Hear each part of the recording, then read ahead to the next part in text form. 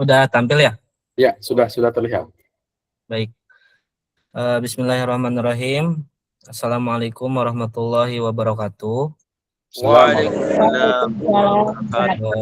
Izin Bapak dosen dan rekan-rekan yang lain, perkenalkan kami dari kelompok 2 akan mempresentasikan materi yang berjudul jenis-jenis sumber belajar PAI dan pemanfaatannya. Jadi materi ini memang kami susun dalam rangka mata kuliah pengembangan sumber belajar dan media pembelajaran PAI. Izin untuk semuanya. Sebentar.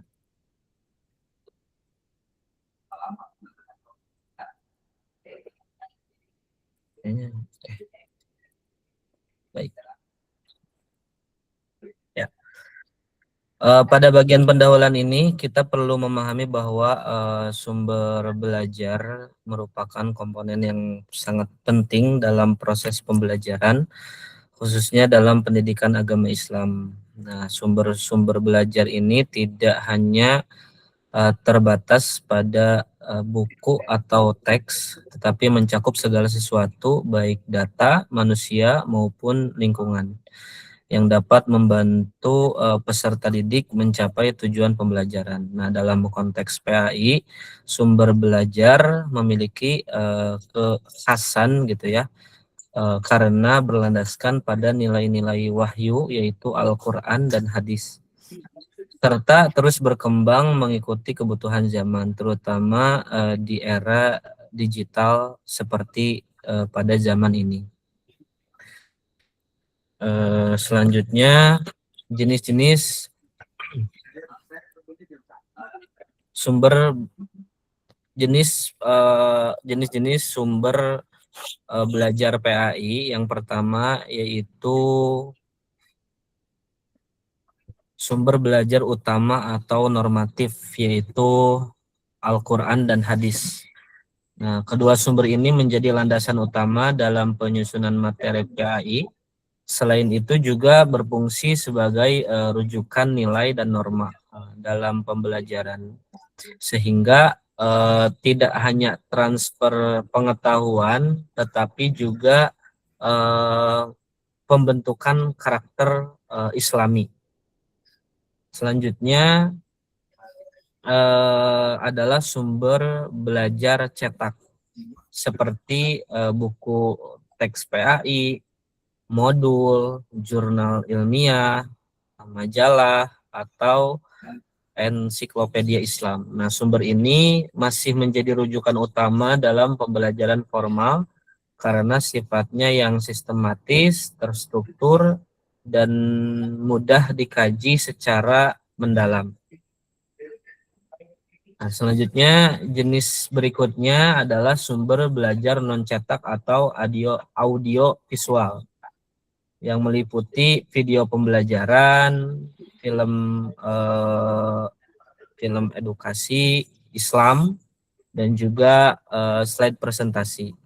Selain itu juga ada audio seperti podcast ataupun murotal. Nah, keunggulan sumber ini adalah mampu meningkatkan pemahaman melalui visualisasi dan memberikan pengalaman belajar yang lebih konkret dan juga menarik, karena biasanya kalau menggunakan visual dan juga seperti juga podcast, kita biasanya lebih mudah memahami karena menggunakan bahasa yang disederhanakan gitu ya, yang dijelaskan oleh narasumber.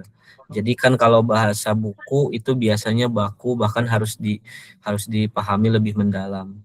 Seperti itu. Selanjutnya juga sumber belajar, kemudian ada sumber belajar berbasis lingkungan seperti masjid, lingkungan sosial masyarakat, juga kegiatan keagamaan. Nah, sumber ini memberikan pengalaman belajar yang bersifat kontekstual, sehingga peserta didik dapat langsung menginternalisasi nilai-nilai Islam dalam kehidupan sehari-hari. Apalagi yang seperti ini bisa dua arah gitu ya dibanding yang sebelumnya gitu.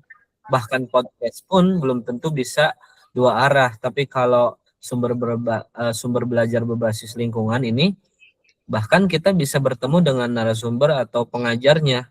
Bahkan kalau ada hal-hal yang belum kita pahami itu bisa kita menanyakan langsung gitu. Selanjutnya sumber belajar.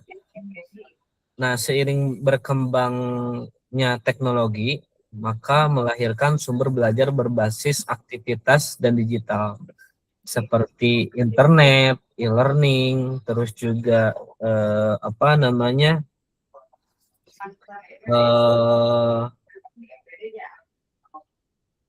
Nah, ini jenis-jenis sumber belajar PAI, sumber belajar berbasis aktivitas ya tadi ya, meliputi diskusi, simulasi, praktek ibadah, observasi lapangan. Nah, jenis ini berorientasi pada pengalaman langsung tadi ya, seperti yang sudah disebutkan. Nah, selanjutnya tadi dengan perkembangan teknologi melahirkan sumber belajar berbasis aktivitas dan juga digital seperti internet, e-learning, YouTube, Google, juga aplikasi pembelajaran Islam. Nah, sumber ini memang menjadi sangat penting karena lebih fleksibel. Selain itu juga mudah diakses dan sesuai dengan karakteristik peserta didik di era digital saat ini. Nah, selanjutnya pemanfaatan sumber belajar PAI. Pemanfaatan sumber belajar PAI dapat kita lihat dari beberapa aspek. Yang pertama itu adalah aspek kognitif, yaitu menambah pengetahuan agama. Yang kedua, aspek afektif atau membentuk sikap dan nilai religius. Yang ketiga, aspek psikomotorik, yaitu melatih keterampilan ibadah. Yang keempat, aspek integratif, yaitu menggabungkan berbagai sumber agar pembelajaran lebih efektif. Dan yang kelima, aspek digital. Ini memanfaatkan teknologi seperti video dan juga e-learning. Nah, dengan demikian pembelajaran PAI ini tidak hanya bersifat teoritis, tetapi juga aplikatif gitu ya, dan menyeluruh. Selanjutnya, prinsip pemilihan dan pemanfaatan sumber belajar. Dalam memilih sumber belajar, memang guru PAI ini perlu mempertimbangkan yang pertama kesesuaian dengan tujuan pembelajaran, lalu karakteristik peserta didiknya, yang kedua ketersediaan sarana dan prasarana, yang ketiga efektivitas dan efisiensi, dan yang terakhir relevansi dengan perkembangan zaman. Jadi hal ini sangat penting agar sumber belajar yang digunakan benar-benar optimal. Nah, kesimpulannya memang sumber belajar dalam PA ini sangat beragam, mulai dari normatif, cetak, non-cetak, lingkungan, hingga digital. Nah, pemanfaatannya harus dilakukan secara komprehensif dan integratif untuk mengembangkan aspek kognitif, afektif, dan juga psikomotorik peserta didik. Nah, di era modern, integrasi sumber belajar, terutama yang berbasis digital, memang menjadi kunci dalam menciptakan pembelajaran PAI yang diharapkan bisa efektif, relevan, dan juga membentuk karakter secara holistik ya. Demikian mungkin Bapak Ibu, Bapak dosen dan juga teman-teman yang lain yang bisa saya sampaikan. Mungkin ada sesi tanya jawab atau bagaimana? Ya, ada sesi tanya jawab.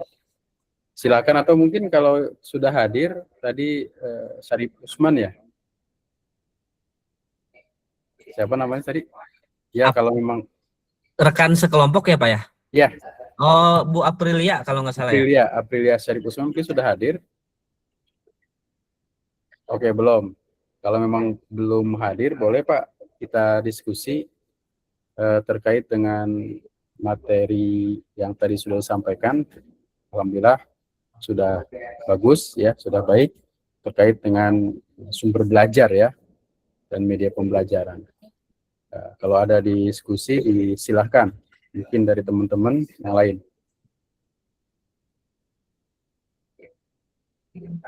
Ini ada yang angkat tangan, silakan. Ada?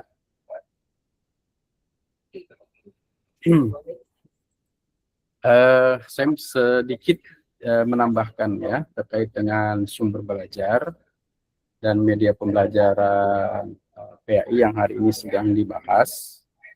Kita dalam pendidikan agama Islam itu secara teoritis ya harus memahami dulu tentang konsep-konsep dasar pendidikan Islam itu sendiri.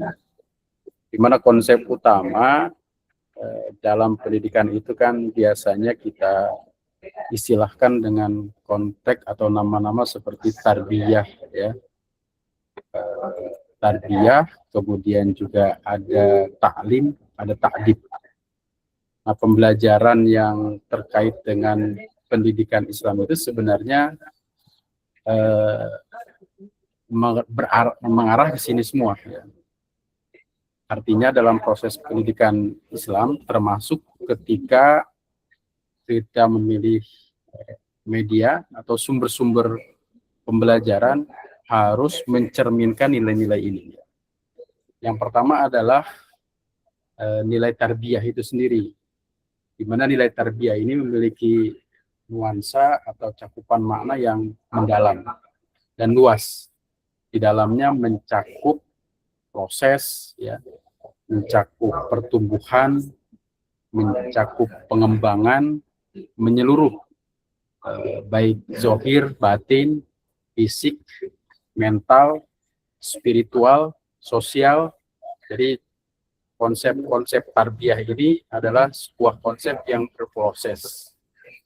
Jadi orientasi pendidikan Islam itu adalah orientasi proses.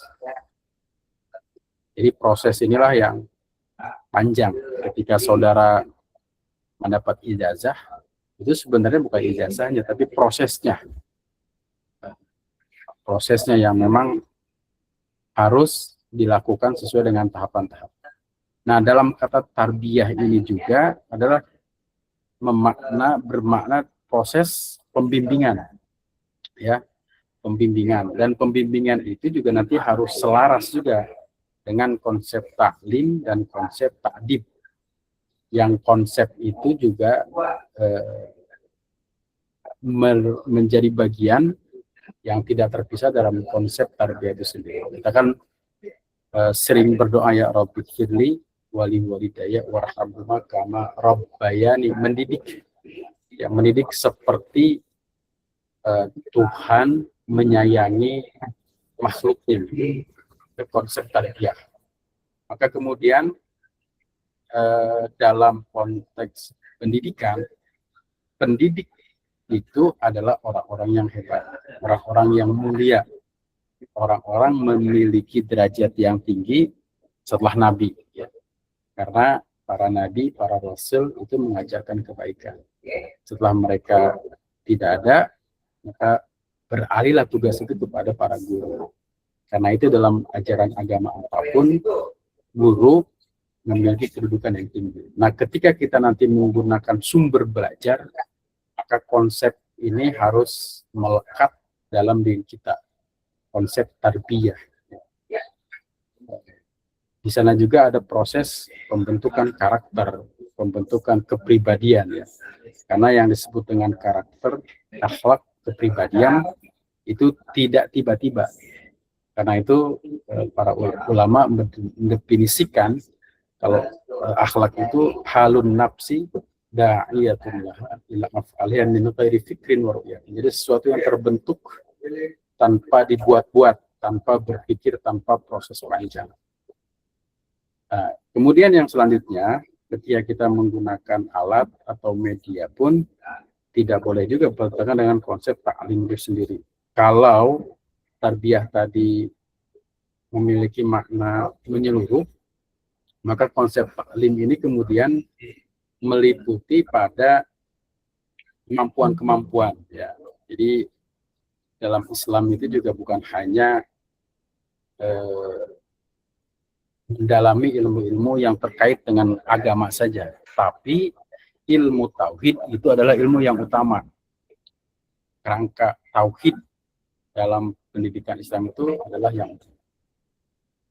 Nah, karena itu ada rumusan ya bahwa ma'rifatullah itu adalah mengenal Tuhan itu wajib dikenalkan sejak dini sebelum anak itu balik atau disebut dengan mukallaf ya, orang yang mukallaf awal wajibin ala mukallafin ma'rifatullah, mengenal Tuhan itu adalah fondasi utama. Maka kemudian ketika kita menggunakan sumber belajar dan media pembelajaran itu tidak boleh bertentangan dengan prinsip-prinsip tauhid.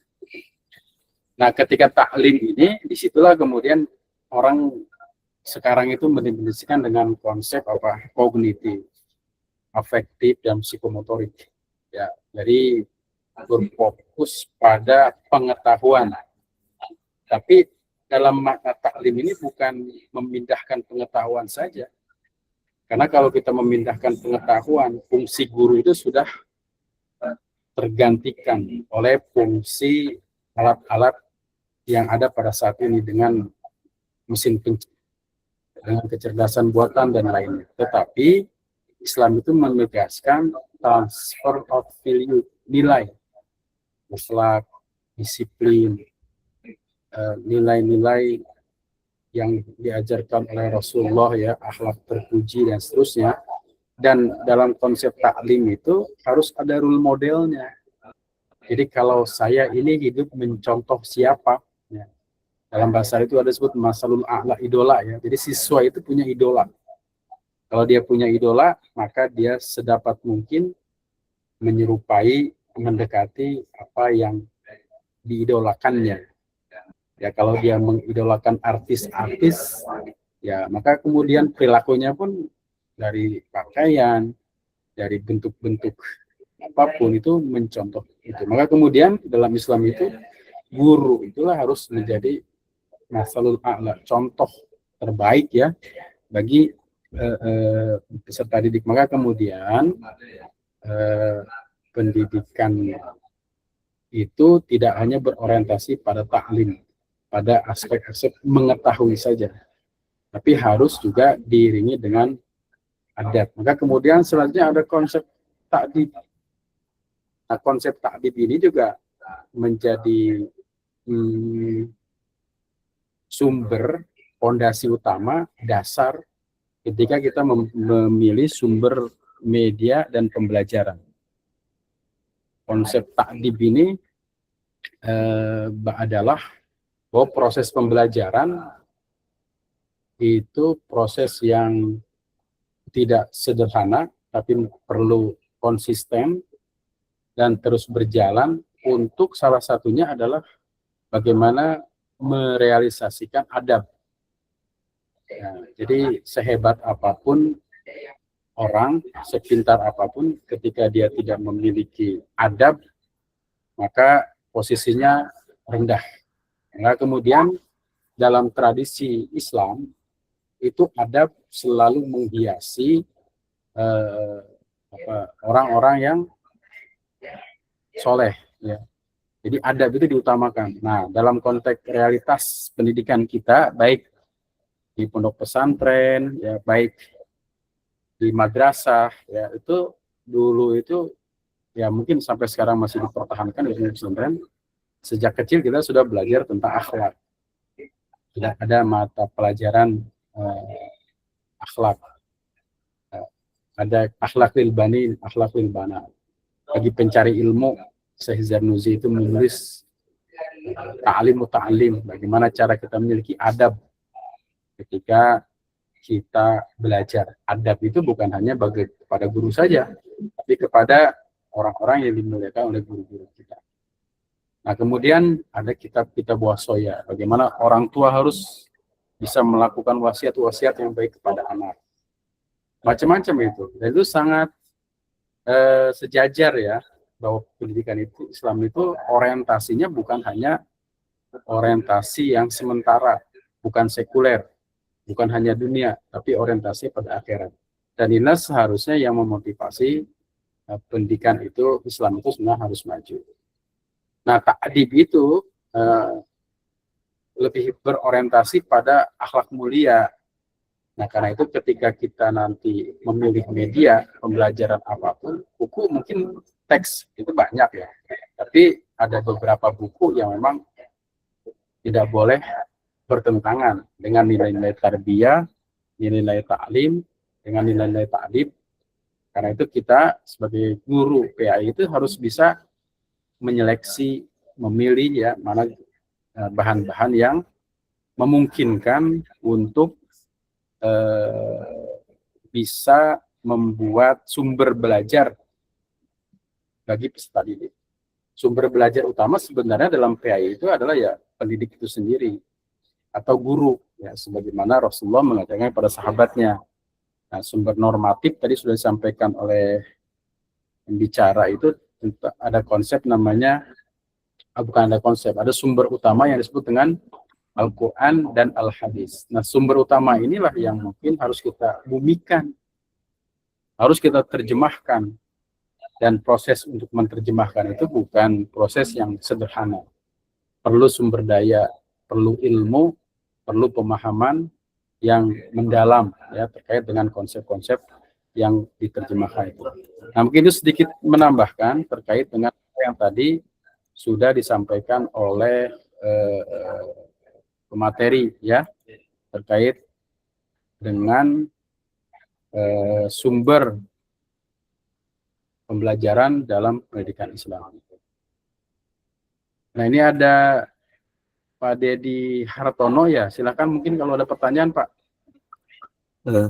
Terima kasih Pak Dokter. Silakan nanti ditanyakan ke pemateri yang tadi Pak. Ya. Ya silakan. Ini terkait materi tadi di bab 1 itu, di penyampaian awal pertama tadi ada materi belajar yang bersifat normatif, yaitu Al-Quran dan Hadis. Apakah perlu ditambah dengan ijma qiyas para ulama gitu kan? Karena tidak sesuka hati kita lah menerjemah atau mengartikan Al-Quran dan Al-Hadis itu sendiri tanpa tahu dasar dari ilmu itu tersebut gitu kan. Misalnya contoh lah, kita kan, termasuk saya lah pribadi, nggak tahu itu, nggak paham banget, bahkan nggak pernah belajar ilmu nahu gitu kan, tiba-tiba belajar ilmu normatif dari satu ayat dan digandeng dengan hadis yang ini gitu kan. Jadi kita nggak tahu loh ulumul Qur'annya, ulumul hadisnya gitu kan, sampai ilmu cara-cara membaca Al-Quran dan lain sebagainya gitu kan. Apakah di sumber normatif itu apakah perlu atau tidak gitu kita tambahkan pendapat para alim ulama gitu, jumhur ulama gitu. Terima kasih. Silakan kepada pemateri ini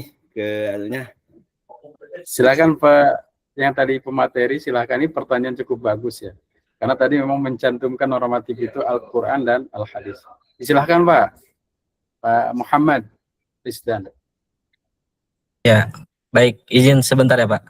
Ya.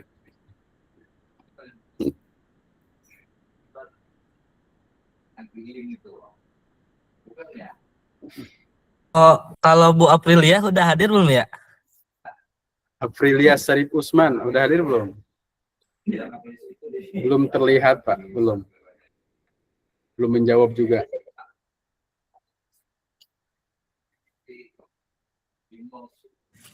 Baik, izin.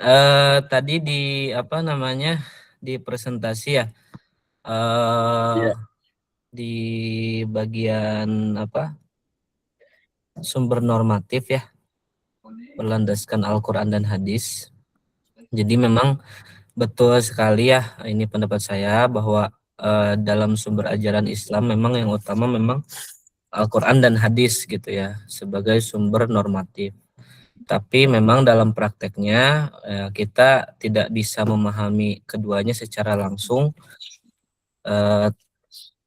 tanpa ilmu yang cukup. Karena itu memang pendapat para ulama seperti melalui ijma, qiyas sangat penting sebagai penjelas dan penguat. Jadi ulama itu kan sudah memiliki keilmuan yang sangat mendalam seperti ilmu tafsir, ilmu nahu, ilmu usul fikih dan ulumul hadis. Jadi memang mereka membantu menjelaskan makna yang mungkin tidak bisa kita pahami sendiri. Jadi jawabannya bukan berarti sumber normatif itu ditambah, tapi lebih tepatnya dijelaskan dan dipahami melalui pendapat para ulama supaya kita tidak salah dalam memahami atau menafsirkan ajaran Islam secara sembarangan. Jadi penting sekali untuk kita memang merujuk kepada alim ulama agar pemahaman kita tetap sesuai dengan kaidah dan keilmuan yang benar. Seperti itu mungkin jawaban dari saya. Ya, cukup bagus ya. Gimana mungkin Pak Dedi atau yang lain ada yang ditanggapi? Ya, cukuplah, Pak. Ya, jadi saya sedikit menambahkan ya. Memang sumber normatif utama itu Al-Quran dan Al-Hadis. Tadi sudah disampaikan boleh ditambahkan dengan ijma atau kesepakatan para ulama dan kias ya. Bahkan juga kita juga memungkinkan bahwa zaman itu kan berubah cukup cepat. Artinya perlu ada pembaharuan dalam beragam perspektif ya, termasuk juga dalam pendidikan. Misalkan kita ada tokoh-tokoh pendidikan Islam ya, ada Naqib Al-Atas ya, seorang ulama asalnya Bogor ya, di Empang itu, kemudian lebih dikenal sebagai cendekiawan dari Malaysia karena tinggalnya di Malaysia di Istak. Itu kan memiliki konsep-konsep tentang ta'dib. Bagaimana kemudian pandangan Muhammad Abdu, pandangan Muhammad At-Taumi Syaibani tentang pendidikan, kemudian pandangan-pandangan tokoh-tokoh yang lain ya, seperti Abdullah Nasiulwan, itu juga punya konsep-konsep sebagai penerjemah dari landasan-landasan normatif yang itu pada dasarnya nanti perlu kita dalami, kita pahami, dan kita pelajari karena pendidikan yang dalam perspektif mereka itu bagaimana pendidikan itu berorientasi bukan pada pengetahuan saja, tetapi juga nilai-nilai seperti adab dan lainnya. Ya. Silahkan, ini ada Raihan Madani. Baik Ustadz, izin menanggapi jawaban dari pemateri. Kalau kita belajar kitab Ta'limun Ta'lim itu kan ada di juz 1 itu dikatakan bahwa ilmu pengetahuan yang sangat wajib untuk kita pelajari adalah yang langsung berkenaan dengan kehidupan keseharian kita. Dan pendidikan agama Islam ini adalah betul-betul masuk ke dalam segala lingkup kehidupan, baik sholat, puasa, adab, tata cara, dan lain sebagainya. Dalam mengambil sumber materi normatif tadi dikatakan bahwa bisa mengambil rujukan dari pokoknya itu ya Al-Quran dan hadis, tetapi dibayankan atau ditafsirkan oleh para alim ulama yang menjadi rujukan kita. Namun melihat itu semua, Indonesia ini ataupun Islam secara keseluruhan itu memiliki beberapa pandangan yang berbeda antara satu dengan yang lain. Sedangkan di Indonesia ini belum ada satu imam yang memang disepakati oleh bersama. Sehingga contoh ketika saya menjelaskan kepada anak-anak didik saya, ketika saya merujuk kepada Ustadz Abdul Somad akan mengatakan bahwa hukum bersentuhan dengan perempuan ketika sudah memiliki wudhu adalah khilaf. Ada yang memperbolehkan, ada yang membatalkan, ada yang tidak membatalkan. Contoh kalau kita mengambil Ustadz Firanda mengatakan tidak batal kecuali dalamnya ada syahwat. Namun kalau kita lihat Ustadz Khulai Shihab itu mengatakan bahwa batal. Yang mengatakan batal adalah Imam Syafi'i, dan yang mengambil tidak batal adalah mazhab Maliki. Nah, menurut pandangan pemateri, dalam mengambil sumber di Indonesia ini, mana yang harus kami ambil secara normatif? Ataukah kami harus jelaskan kepada satu-satu menurut Imam Maliki, menurut Hambali dan sebagainya, perbandingan mazhab? Apakah harus sampai sedalam itu? Ataukah cukup kita hanya berpandangan kepada satu rujukan aja? Apakah ketika kita melihat hanya dalam satu rujukan itu tidak menimbulkan satu sikap radikal ataupun tidak menerima pandangan lain kepada peserta didik kita ke depan? Nah, ini salah satunya tadi contoh wudhu, tapi dalam aspek keseharian banyak sekali seperti kunut dan lain sebagainya. Demikian, terima kasih banyak, Ustaz. Iya, mantap. Ini luar biasa ini ya. Langsung pada menyasar teknik proses pembelajaran ya, terkait dengan pemahaman-pemahaman di lapangan ya, dengan berhadapan dengan siswa. Nah mungkin pemateri, mohon maaf nih karena pemateri tadi masih sendiri, atau yang lain, mungkin silahkan kita diskusi saja. Ini menarik ini ya, ini menarik. Mungkin silahkan pendapat Pak Rizdan. Mikrofonnya dibuka mungkin Pak, maaf. Ya, izin ya Bapak punten kalau misalnya ada kekeliruan nanti jawaban saya yang memang masih sangat minim ilmu ini nanti mohon diluruskan. Ini juga diskusi ya. Jadi memang luar biasa pertanyaannya juga sangat menarik dan bagus karena ini memang sering terjadi bahkan mungkin di pembelajaran PAI itu sendiri. Jadi ini yang saya pahami, jadi gini ya, sumber utama tetap memang Al-Quran dan hadis, tapi dalam memahami itu memang kita dibantu para ulama melalui mazhab, seperti mazhab Syafi'i, Maliki, Hanafi, dan mazhab Hambali.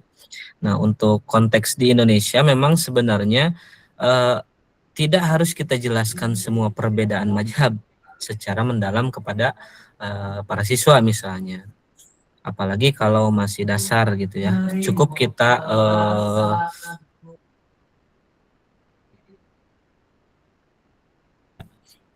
izin ya barusan agak sedikit ini tadi ya, di Indonesia memang sebenarnya kita harus menjelaskan perbedaan, tidak harus menjelaskan mazhab secara mendalam kepada siswa, apalagi kalau memang masih dasar gitu. Tapi cukup kita pakai satu rujukan yang paling umum dan mudah dipahami, misalnya yang banyak digunakan di Indonesia kan, mazhab Syafi'i gitu ya. Tapi memang penting juga kita sampaikan bahwa dalam Islam itu ada perbedaan pendapat atau khilafiyah, dan itu sangat wajar.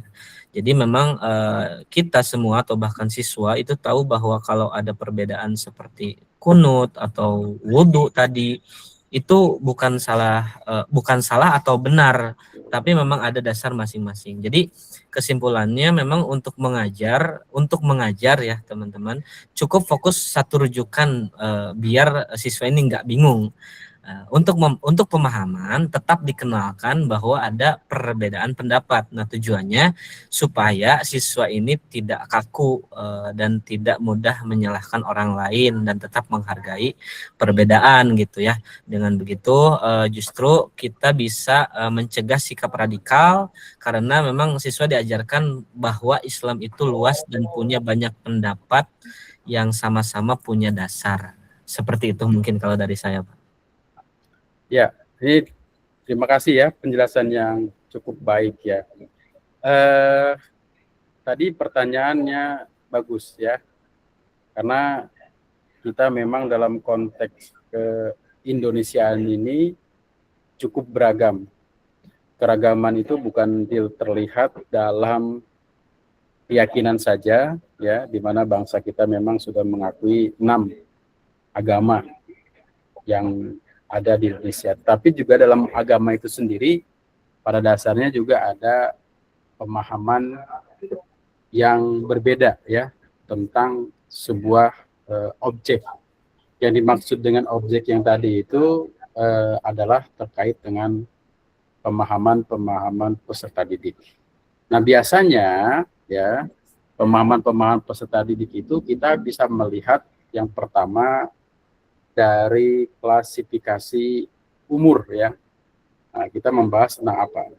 Kalau misalkan di level sekolah dasar, sepertinya kalau kita membahas perbedaan, mereka belum menerima secara baik karena mereka sangat terikat dengan keyakinan keagamaan yang masih dibawa oleh orang tuanya masing-masing. Tetapi ketika mereka sudah tumbuh berpikir, akalnya cukup memadai, menerima perbedaan, maka bisa saja kita membahas itu. Dan kemudian di situ juga bukan berarti membahas tentang mana salah, mana benar. Karena kalau kita lihat secara tafsir dan lainnya, terkait dengan itu adalah masalah-masalah furu'iyah ya, masalah-masalah cabang, masalah-masalah yang kontroversi. Karena baik itu yang menerjemahkan dari makna lamastum nisa itu beragam ya. Di kitab fikih saja kalau kita buka misalkan ada I'anut Talibin, ada kitab takrib atau yang lainnya itu juga memaknai berbeda. Yang satu lamastum nisa menyentuh itu tidak apa-apa, yang satu batal. Ini kan karena penafsiran. Nah kemudian ini juga sejalan dengan konteks pembelajaran agama Islam di sekolah atau madrasah, di mana Kementerian Agama itu kan mengusung pembelajaran itu berbasis moderasi. Ya. Moderasi itu salah satunya adalah misinya adalah bagaimana pembelajaran agama itu bisa memahami keragaman, perbedaan. Jadi keragaman dan perbedaan yang ada itu bukan memecahkan, tapi sebaliknya mempersatukan. Karena itu tidak mungkin ya kita yang hidup pada saat ini menyatukan keragaman-keragaman, pemahaman-pemahaman yang terkait dengan pandangan-pandangan fikih ya, yang memang pada dasarnya memiliki rujukan baik dari terjemahan dari sumber Islam itu sendiri, Al-Quran dan Al-Hadis, masing-masing memiliki pandangan. Dan bagi kita seorang pendidik itu juga dalam PA itu diajarkan bagaimana melaksanakan proses pembelajaran dengan memperhatikan keragaman peserta didik. Jadi kita tidak menghakimi dalam pengertian ini salah, ini benar, selama mereka memiliki landasan normatif ya, silakan saja. Seperti misalkan ketika kita melaksanakan bukan hanya wudhu saja, sholat subuh misalkan itu kan ya ada yang menggunakan kunut, ada yang tidak, ya silakan saja, dua-duanya benar, yang tidak benar yang tidak sholat. Ketika melaksanakan hal-hal yang furu'iyah itu, kita memberikan pemahaman ke peserta didik bahwa itu adalah bagian dari pandangan-pandangan ulama yang mereka mungkin nanti akan bisa memahami itu ya, bisa memahami itu sehingga mereka nanti memilih yang terbaik ya. Jadi pandangan-pandangan keragaman itu harus dipahami juga oleh guru sebagai sebuah keniscayaan ya, keniscayaan yang kemudian juga nanti memberikan nasihat kepada seorang pendidik untuk bagaimana memberikan materi itu sejalan atau sesuai dengan apa yang dipahami oleh peserta didik. Oke, silahkan. Ini mau dilanjut ke presentasi yang kedua atau dilanjut ini? Silahkan, ini ada Bu Perawati dan Pak Lalu Dedi ya. Ibu silahkan Bu. Bu Perawati ya. Ya Ustaz, ya Pak Dokter mau menanyakan sama pemateri ya. Terkait mirip juga pertanyaan sama Pak Raihan ya. Terkait tentang mengajarkan kepada peserta didik kita. Kebetulan saya kan ngajar agama di sekolah SD ya, sekolah dasar. Nah itu menyinggung terkait pembahasannya terkait dengan fikih wudhu ya. Fikih wudhu itu di mana bahwasannya air wudhu kita harus menyerap kepada badan kita gitu ya. Baik baik kuku, baik ke tangan kita gitu ya. Makanya kita itu tidak diperbolehkan menggunakan kutek atau tato gitu ya Pak ya. Nah itu akhirnya kan anak didik kita itu rame Pak di situ ya. rame terkait tentang ternyata banyak yang ngomong, Bu Guru, ibu aku ada tatonya gitu kan dan sebagainya gitu kan, Pak. Nah, akhirnya kan saya itu akhirnya hati-hati ya dalam berbicara ataupun, Ya, apa ya namanya, khawatir, mengemukakan dalil ya, untuk walaupun dalilnya sih dasar ya, Pak, ya mengenai wudhu ya, tapi cuma kan penjelasannya itu lebar gitu kan. Nah, akhirnya mungkin teknisnya seperti apa ya untuk mengembangkan masalah fikih ini gitu. Akhirnya pada saat di sekolah itu di luar itu ada pekerja yang sedang ngechat di sekolah gitu ya. Ternyata ada tatonya akhirnya menjadi rame itu pembahasannya gitu ya, Pak. iya, Nah, iya, mungkin iya, iya. Ya, minta solusi masukannya ya, Pak. Ya, makasih. Assalamualaikum warahmatullahi wabarakatuh. ya. Ini juga terima kasih banyak. Ini juga mungkin problem dan praktiknya ya. Jadi bagi kita, bagi guru-guru mungkin memahami tentang keragaman itu, tapi belum tentu dipahami juga oleh peserta didik dan orang tuanya. Terkait tadi dengan apa yang disampaikan Ibu Terawati, ya ini saya baca dari akunnya saja, mohon maaf kalau ada namanya salah ya. Itu kira-kira bagaimana menanganinya nih? Mungkin saya masih kembali ke Pak Rizwan lagi kayaknya nih. Rizwan. Ya, izin.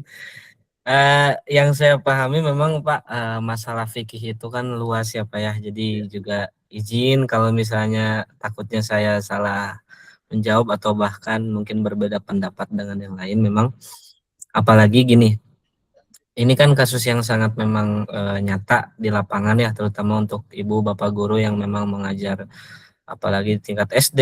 Jadi memang yang pertama kita tetap harus mengajarkan dasar fikih sebetulnya ya, sesuai sumber utama yaitu Al-Quran dan hadis. Misalnya dalam wudhu, air itu harus mengenai anggota tubuh. Nah, itu tetap disampaikan karena itu memang bagian dari materi.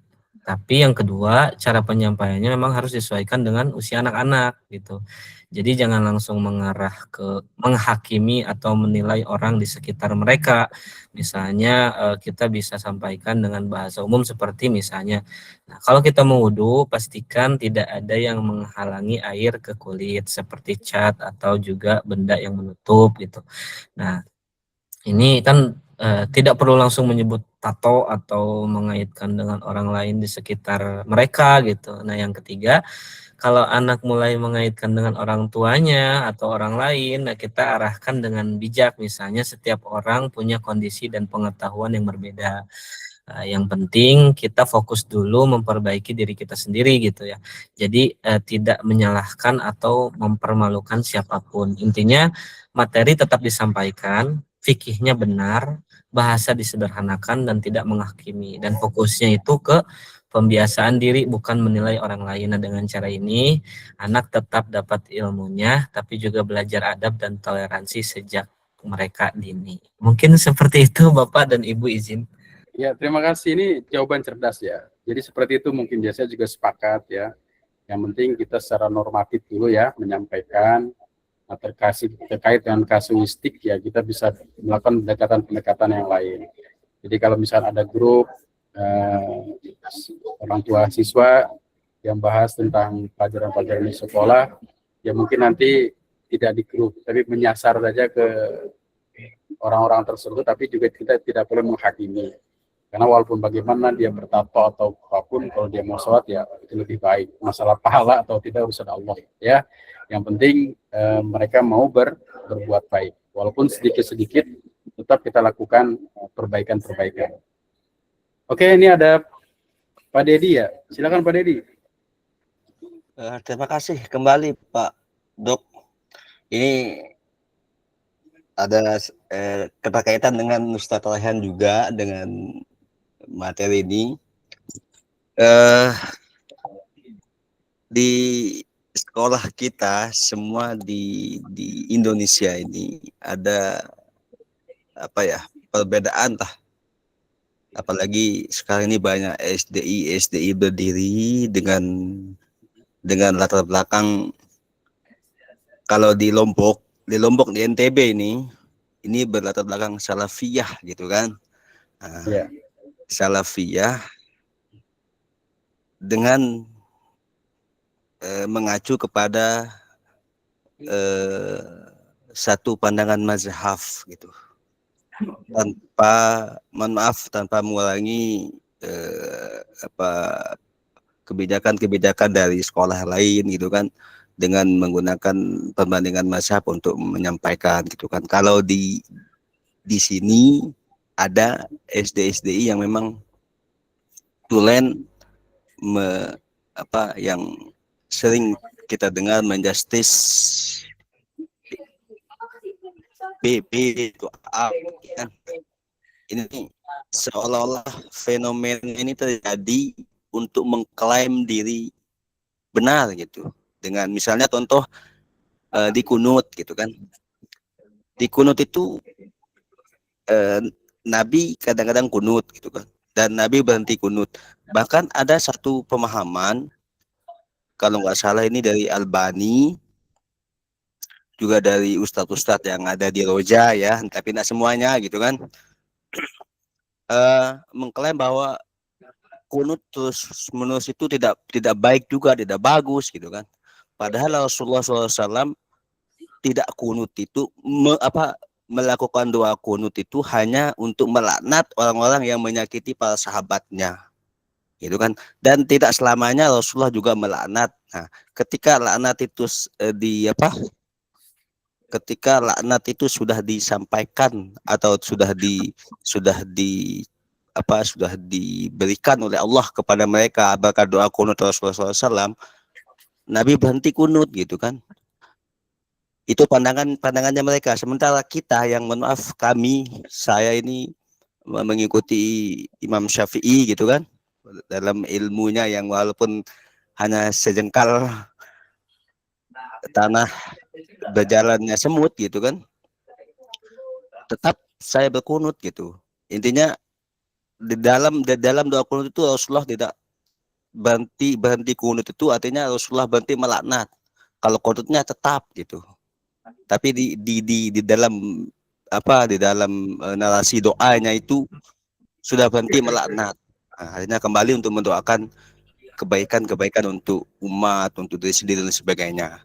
Nah, pemahaman kita ketika kita kembali, banyak loh sekarang seperti yang saya bilang di awal, berdirinya sekolah-sekolah yang ya bermazhab Hambali gitu kan, yang kunutnya ditiadakan dan bahkan sering menyeret ke pernyataan bahwa Anda bid'ah, kami tidak kerjakan, itu segala macam untuk mengecap hal yang lain. Nah, ini yang kekhawatirannya seperti tadi disampaikan oleh pemateri tadi, bagus pemateri tadi, supaya sesuai dengan pemahaman anak. Tapi ini seolah-olah didoktrin loh, seolah-olah didoktrin dengan satu pemahaman, dengan satu ilmu yang ada di mereka tersebut gitu. Nah, bagaimana kita menyikapi hal-hal seperti ini gitu kan? Ketika dewasa, jelas anak-anak itu akan lebih, seperti yang dibilang pemateri, akan lebih terbuka akalnya, seperti juga yang dibilang Pak dosen, lebih terbuka pengetahuannya gitu kan, lebih mudah memahami dari hal-hal yang dipelajari di sekolah dulu gitu. Sekarang bagaimana kita memahami pandangan kita gitu terhadap hal-hal seperti itu. Terima kasih. Ya, ini memang menarik ya, fenomena yang terjadi di sekolah-sekolah kita pada saat ini memang terkait dengan pemahaman-pemahaman keagamaan itu cukup beragam. Dan masing-masing sekali lagi, setiap kita melakukan sesuatu itu biasanya ada rujukannya, ada nilai-nilai normatifnya, atau kalau misalkan dari mazhab fikih ya, itu ada imamnya ya, menurut pandangan siapa. Dan kemudian pandangan-pandangan itu pun biasanya memang mengerucut bahwa mereka itu untuk melanggengkan pemahamannya biasanya membuat lembaga-lembaga pendidikan. Nah, tetap lembaga-lembaga pendidikan yang mereka usung itu tentu pada dasarnya nanti akan memperkokoh nilai-nilai yang sudah ditetapkan oleh mereka. Nah, oleh karena itu penting juga sebenarnya bagi kita sejak ini untuk bisa memetakan gitu ya, terkait hal-hal yang sesuai dengan pemahaman-pemahaman yang kita pahami. Tapi sebenarnya secara substansi pemahaman-pemahaman itu memang dalam kitab-kitab fikih ya itu ada rujukannya, dan saya tidak bisa merinci ya satu persatu terkait mana yang paling hebat dan yang tidak, karena memang mereka juga pasti mengembalikan ini pada hadis-hadis atau juga mungkin ijma-ijma kata para sahabat. Nah, yang penting bagi kita adalah bagaimana kemudian proses pembelajaran yang kita lakukan itu, apalagi kita nanti sebagai pendidik, betul-betul bisa memperhatikan keragaman peserta didik. Nah, bagi kita yang memiliki pemahaman-pemahaman terkait dengan furu'iyah, maka penting bagi kita juga untuk memberikan motivasi-motivasi atau pembelajaran-pembelajaran kepada anak-anak kita, dan kemudian juga jangan menanamkan sifat yang sifatnya adalah dalam Al-Quran itu menganggap yang berbeda dengan kita itu adalah bahasanya kafir, bahasanya ya, itu tidak boleh, karena dalam Al-Quran jelas sekali bi'sal ismul fusuqu ba'dal iman, seburuk-buruknya panggilan adalah setelah iman. Artinya selama itu punya pegangan silahkan. Dan oleh karena itu di sini kembali lagi kita kepada bahasan kita tentang sumber belajar dan media pembelajaran PAI, di mana sumber utamanya adalah Al-Quran dan Al-Hadis, dan terkait dengan materi-materi yang ada di lapangan itu sebenarnya sangat disarankan kepada Bapak dan Ibu guru ya, ketika mengajar itu betul-betul memperhatikan nilai-nilai keragaman peserta didik, sehingga kita tidak memiliki kebenaran sepihak ya, dan menyatakan bahwa orang lain adalah salah dan kita yang paling benar, itu juga tidak memungkinkan ya, karena bisa saja mereka benar, kita juga benar. Oke ya, sampai sini mungkin materi kita. Ada materi kedua hari ini? Masih ada? Oke, tidak ada ya, terima kasih. Hah? Ya, silakan Ibu Sridi. Silakan kelompok 3, masih ada waktu ya. Pak Edi dan Pak Said, Pak. Ada Pak Edi Suwardi ya? Iya, Pak, betul. Pak Saiful juga sudah hadir. Ya, silakan. Kita lanjutkan ke materi yang kedua. Mungkin saya izin tutup dulu Pak ya. Oh iya, silakan. Baik. Terima kasih teman-teman dan juga Bapak dosen yang sudah menanggapi ataupun juga diskusi mengenai materi yang sudah saya presentasikan. Dan mohon maaf apabila rekan saya juga hari ini mungkin tidak hadir ya, Bu Aprilia ya, Bu. Ya, Aprilia Sari Usman ya. Izin ya. Tentunya segala kekurangan itu murni dari saya pribadi, dan tentunya di dalam diskusi ini juga saya pribadi mendapatkan ilmu yang luar biasa, menambah pengetahuan khususnya untuk saya pribadi, umumnya untuk kita semua. Mungkin itu saja yang bisa dapat saya sampaikan. Terima kasih. Assalamualaikum warahmatullahi wabarakatuh. Waalaikumsalam warahmatullahi wabarakatuh. Silakan langsung, kita batasi saja ya sampai jam 15 kalau maksimalnya.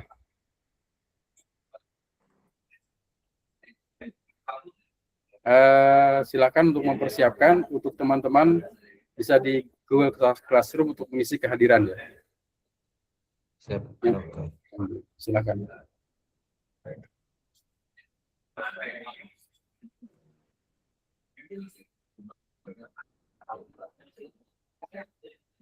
Izin Pak Dokter, sebelumnya Pak Edi udah ada hadir belum ya? Tadi ada Pak Edi Suwardi ya? Pak Edi, Ya, sudah ada tuh. Tadi ya Pak. Bentar Bapak. Saya izin berbagi layar dulu Pak ya. Ya, silakan.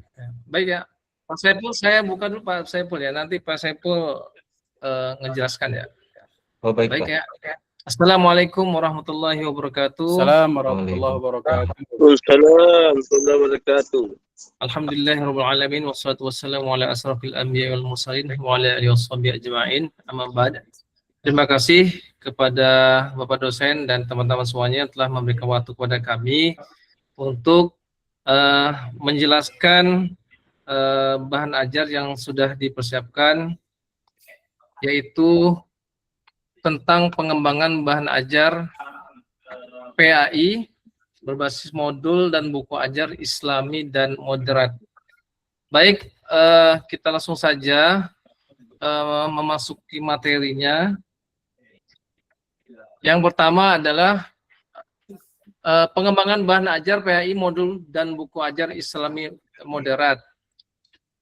Rangka kerja praktis untuk merancang bahan ajar pendidikan agama Islam yang relevan, moderat, dan siap pakai, modul mandiri, dan buku ajar yang membentuk karakter toleran dan inklusif.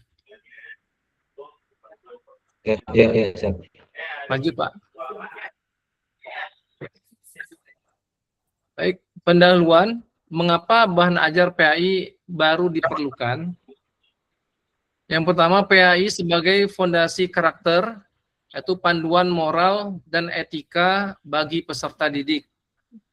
Kemudian, kesenjangan ketersediaan materi yang relevan untuk konteks lokal dan lintas usia. Kemudian berikutnya adalah urgensi pendekatan moderat, menanamkan toleransi, inklusivitas, dan kewargaan global. Kemudian tantangan utama dalam pengembangannya. Yang pertama adalah relevansi. Materi sering kali tidak kontekstual untuk berbagai kelompok usia. Contohnya paket B. Kemudian kedua, kesesuaian kurikulum. Ketidakkeselarasan antara isi buku dan kompetensi dasar. Kemudian ketiga, transformasi format, yaitu kebutuhan mengubah buku teks panjang menjadi modul mandiri yang praktis. Baik, yang berikutnya, pendekatan Islami dan moderat. Di antaranya yang pertama tawasud, yaitu menjaga moderasi dalam pemahaman dan praktek keagamaan. Kemudian tawazun, menjaga keseimbangan antara ibadah, pengetahuan, dan tindakan sosial. Yang ketiga, i'tidal dan tasamuh, adil dan toleran sebagai karakter dasar pembelajaran. Kemudian musawah dan syura, kesetaraan dan musyawarah dalam proses pendidikan. Baik, berikutnya saya serahkan ke teman saya, Bapak Saiful Mubarak, untuk menjelaskan berikutnya. Waktu Baik, dipersilakan. sebelumnya Assalamualaikum warahmatullahi wabarakatuh. Izin Bapak Dokter, rekan-rekan semua, saya akan lanjutkan presentasi kelompok 3 ya. Kelanjutannya studi kasus 1 modul PIKI untuk pendidikan kesetaraan, pembangunan menggunakan model analisis, desain, pengembangan, implementasi, dan evaluasi. Hasil uji coba kelayakan sangat baik, rata-rata 8,5%. Format modul ringkas, aktivitas kontekstual, evaluasi mandiri, manfaat memudahkan pembelajaran lintas usia dan latar belakang. Sebelumnya, sebelum perihal ini saya berhubungan saya ngajar di SMP, jadi yang hasil uji coba itu memang sudah ada, memang sudah sesuai sama yang pembelajaran di sekolah kami yang di SMP SMA Al-Muhsin itu ya. Lanjutnya, studi kasus yang kedua, buku ajar moderasi di SMP SMA Al-Muhsin, implementasi menunjukkan peningkatan pemahaman moderasi, beragama, dan sikap inklusif peserta didik. Pemahaman, siswa menunjukkan pemahaman konsep moderasi yang lebih terukur. Untuk sikap, meningkatnya sikap toleran dan kerjasama lintas kelompok. Karakter, penguatan nilai etika, musyawarah, dan tanggung jawab sosial. Lanjut, konversi ke modul berbasis contextual learning. Fokus materi ganjil yang semester yang pertama, 5 bab yang diringkas dalam tematik. Metode pengalaman nyata, proyek mini, diskusi reflektif, keunggulan modul mandiri mudah diadaptasi oleh guru dan mendukung penilaian autentik. Relevansi dengan kurikulum dan teori bahan ajar.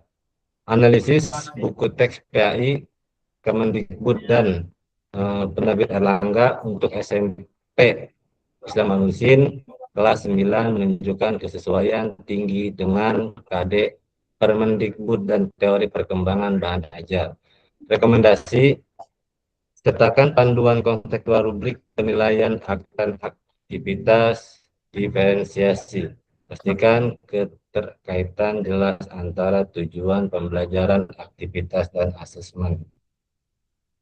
Inovasi, modul kurikulum merdeka dan pendekatan pembelajaran. Yang pertama, profil pelajar Pancasila yang sekarang sudah dirubah, yaitu kurikulum merdeka yang sebelumnya, dan sekarang masih dipakai di sekolah kami itu.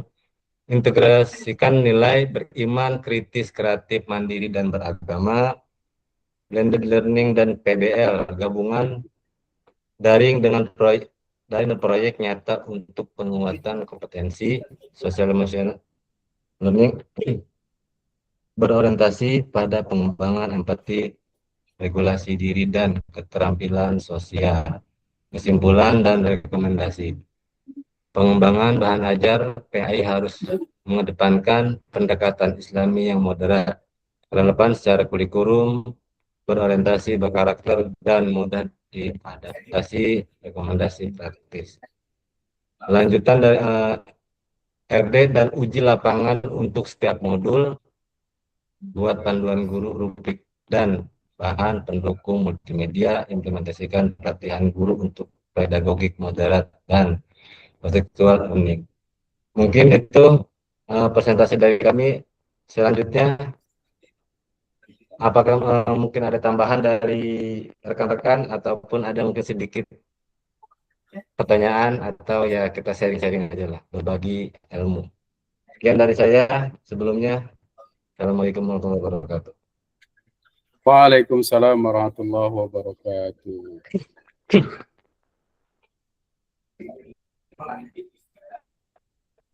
Ya, silakan Pak Edi Suwardi.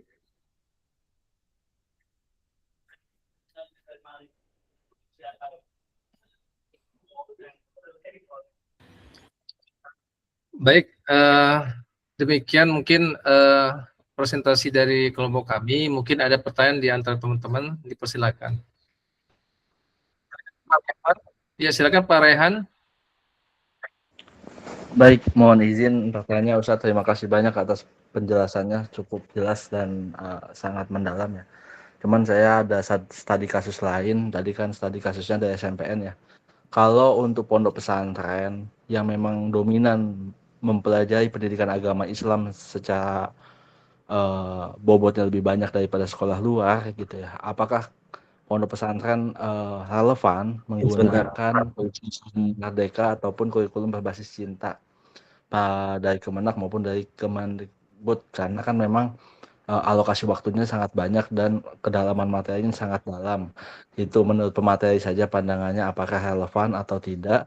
Dan yang kedua adalah apakah pendidikan agama Islam ini diperlukan semacam kolaborasi dengan mata pelajaran lain agar supaya dengan alokasi waktu yang sedikit bisa termaksimalkan dengan dikolaborasikan dengan pelajaran lain seperti IPA dan lain sebagainya. Apakah di kurikulum merdeka ataupun kurikulum berbasis cinta itu ada atau tidak? Itu Ustadz, terima kasih banyak. Mohon maaf. Assalamualaikum. Assalamualaikum warahmatullahi wabarakatuh. Silakan pemateri.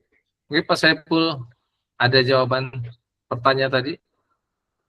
Apakah PAI diperlukan kolaborasi dengan mata pelajaran lain ya Pak Rehan ya?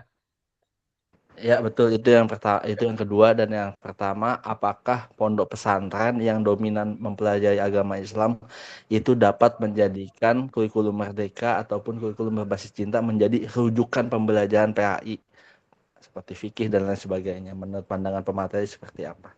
Demikian Ustaz, terima kasih. Baik, terima kasih pertanyaan yang luar biasa. Sebelumnya mungkin ada dari rekan-rekan yang mau menambahkan ataupun menanggapi. Ya, silakan kalau ada yang mau menanggapi atau pemateri dulu Baik, silakan Pak. juga nggak apa-apa. Menurut kami gitu, itu kan kolaborasi. Saya menjawab pertanyaan yang kedua dulu, kolaborasi dunia pesantren dan mapel pesantren dan mapel umum ya, Pak ya.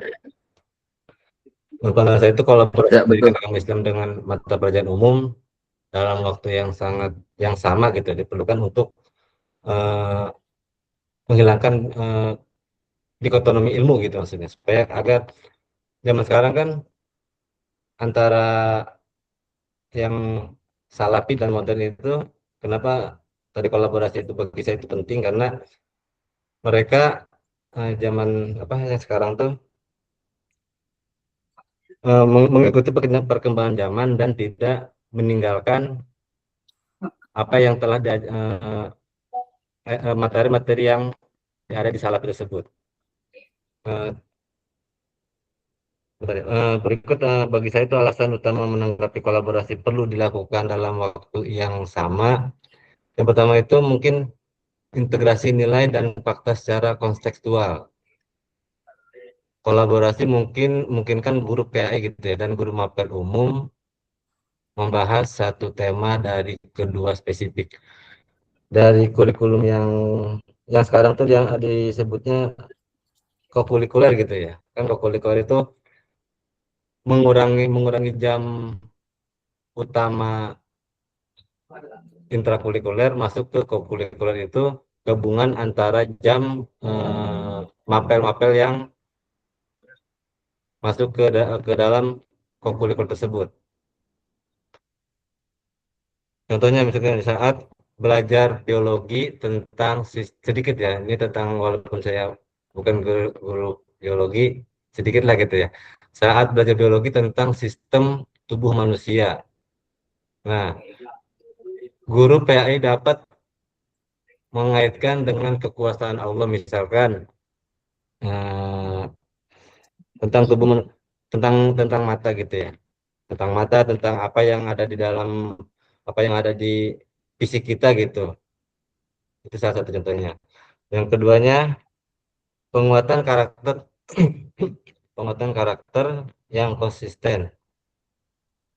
Yang zaman sekarang itu kan mungkin siswa banyak cenderung terpecah antara perilaku, kelas, agama, dan di luar.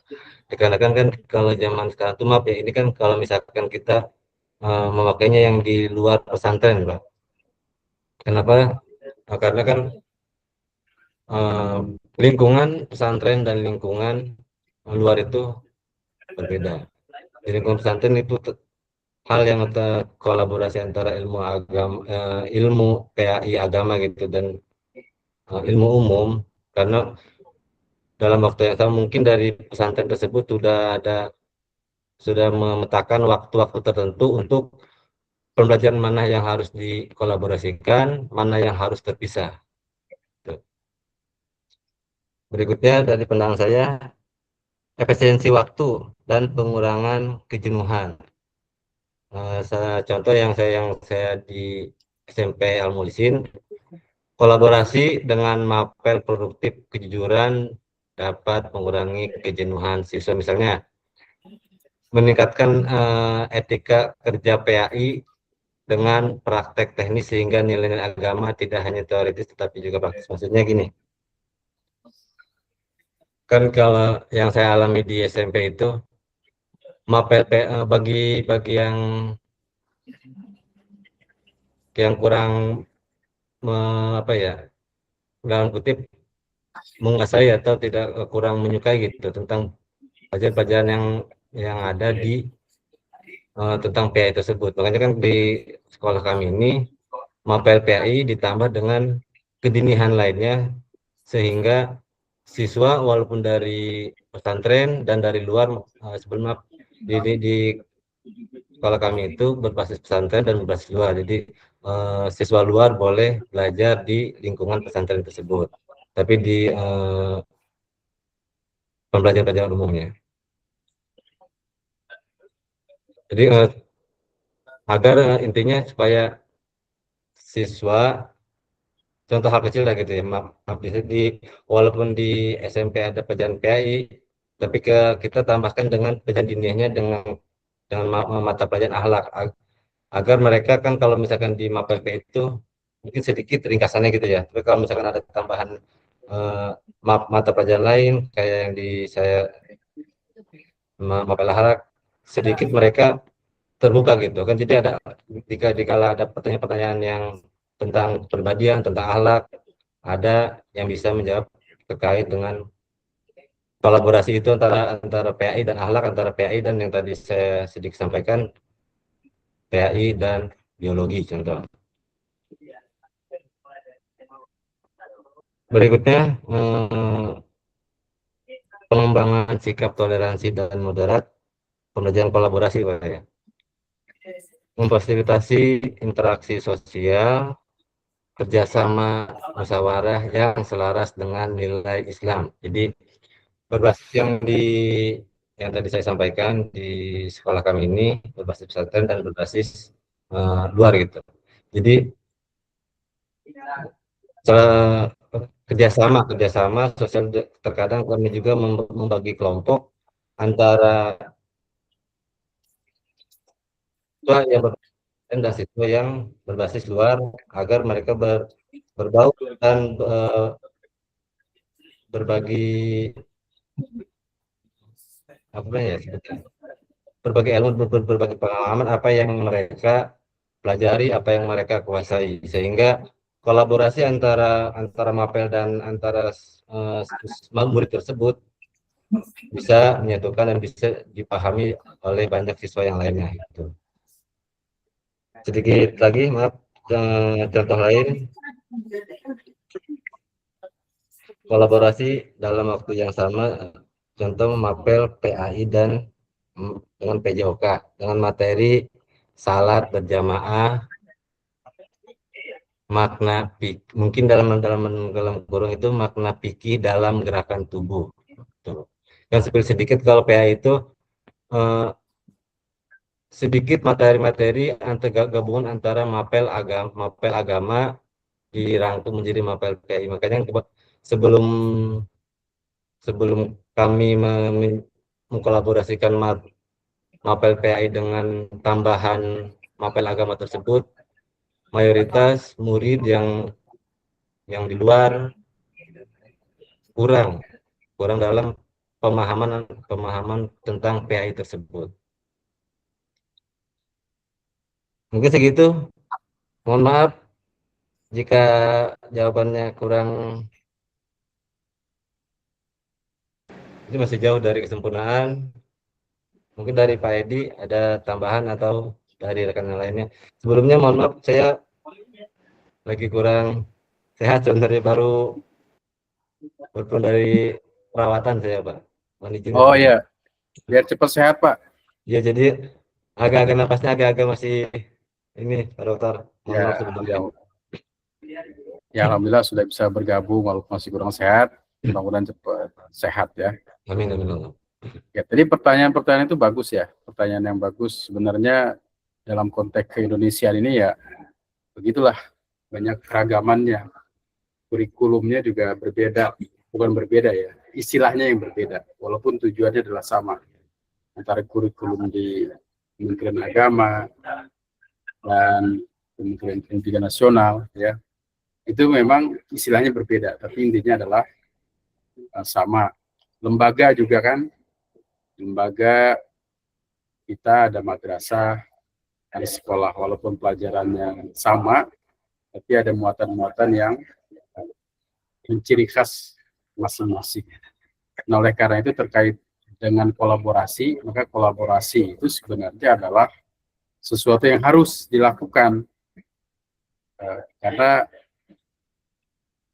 tujuan dari proses pembelajaran itu adalah untuk mencapai tujuan pendidikan nasional secara undang-undang ya, di mana tujuan pendidikan nasional itu kan untuk mencapai masyarakat Indonesia warga negara Indonesia yang beriman, bertakwa, cerdas. Untuk mencapai beriman, bertakwa, cerdas, dan segala macam itu, ya maka muncul ya di sekolah-sekolah itu mata pelajaran yang tujuannya mengarah ke sana. Artinya baik itu mata pelajaran olahraga, mata pelajaran apapun, sebenarnya untuk mencapai tujuan-tujuan yang sama. Nah, termasuk juga kurikulum, seperti kurikulum cinta, ya itu kan sebenarnya juga menitik beratkan pada sesuatu yang